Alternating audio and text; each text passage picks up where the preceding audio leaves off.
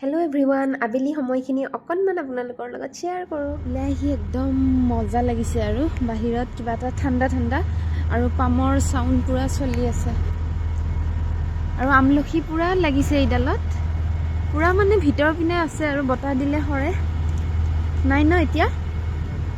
এনেইতো মই অকলে খোজকাঢ়োঁ, কিন্তু আজি তেওঁৰ এইটো টাইমত ডিউটি নাই কাৰণে দুইজনে একেলগে ওলাইছোঁ আৰু কথা পাতি পাতি খোজকাঢ়ি বহুত এটা মজা লাগে। আৰু আপোনালোকে কোনে কোনে আবেলি সময়ত খোজকাঢ়ে জনাব দেই কমেণ্ট কৰি। আৰু কলনীৰ পৰিৱেশটো এনেকুৱা, গছবোৰো ধুনীয়াকৈ মেইনটেইন কৰি ৰাখে, একদম ছাতিৰ আকাৰতে ধুনীয়াকৈ কাটিছে।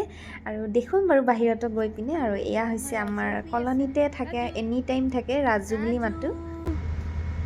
ৰাজু নাই, লেবেল মই যোৱাৰ পিছত উঠিব। আৰু এতিয়া দুইজনে খোজকাঢ়ি কাঢ়ি কলনী কেম্পাছৰ বাহিৰত আহি গ'লোঁ। আৰু পৰিৱেশটো এনেকুৱা ঠাণ্ডা ঠাণ্ডা হৈ থাকে আৰু আবেলি সময়ত মানুহ দুনুহ তেনেকৈ ওলাই নাথাকে, যিহেতু একদম চহৰ টাইপ নহয়, যিহেতু অকণমান ভিতৰ হয় ঠাইটো, সেইকাৰণে আৰু ভাল লাগে কিবা এটা। আৰু তেওঁ এতিয়া আকৌ কলনীৰ ভিতৰত আহি পিনে এয়া এক্সাৰচাইজ কৰি আছে, যোগাৰখিনি পূৰা আছেই কলনীৰ ভিতৰত আৰু ভাল আৰু সেইকাৰণে সুবিধাখিনি থকাৰ কাৰণে।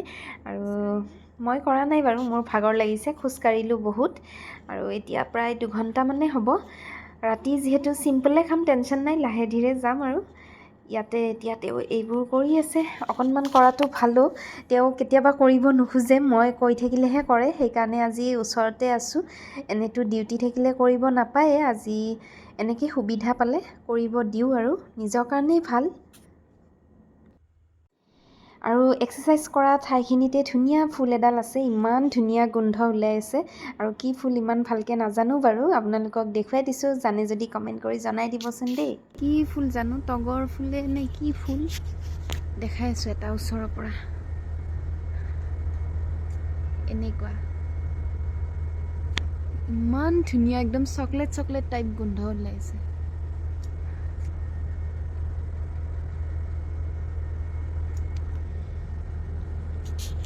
হৈ গ'ল এক্সাৰচাইজ, হৈ গ'ল অ'কে। আৰু ইয়াতে আমি এতিয়া বহিছোঁ আৰু মইতো কৰাই নাই, মই অকল খোজকাঢ়িছোঁ।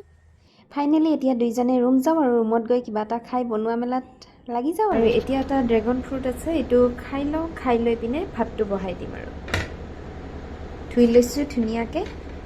আৰু এতিয়া হৈ গ'ল, মজাকৈ কাটি ল'লোঁ, বহুত বেছি টাইম নালাগে, পটককৈ মানে বাকলিটো এৰা খাই যায়। আৰু এতিয়া মই মিঠা আছেনে নাই খাই দেখুৱাই আছোঁ। আৰু এইবাৰ মই বনাব লৈছোঁ আলু চপ, আৰু বহুত বেছি খাব মন গৈ আছিল, আৰু সেইকাৰণে ঘৰতে যিহেতু যোগাৰটো আছে পুটুককৈ বনাই খালোঁ, এলাহ নাই লগা। আৰু তেওঁৰো যিহেতু ৰেষ্ট, অকণমান লেটকৈ হ'লেও ভাতটো চিম্পলকৈ বনাই খাম। প্ৰথমে মন যোৱা বস্তুটো একেদিনাই বনাই খালে মানে মনটো কিবা এটা বেছিয়ে ভাল লাগে, সেইকাৰণে বনাই দিলোঁ লগে লগে।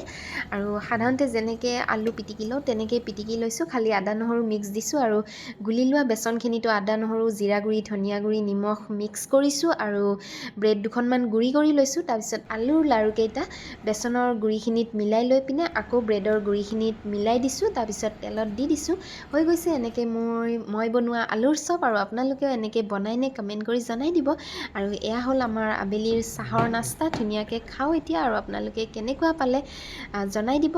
আজিলৈকে বাই বাই।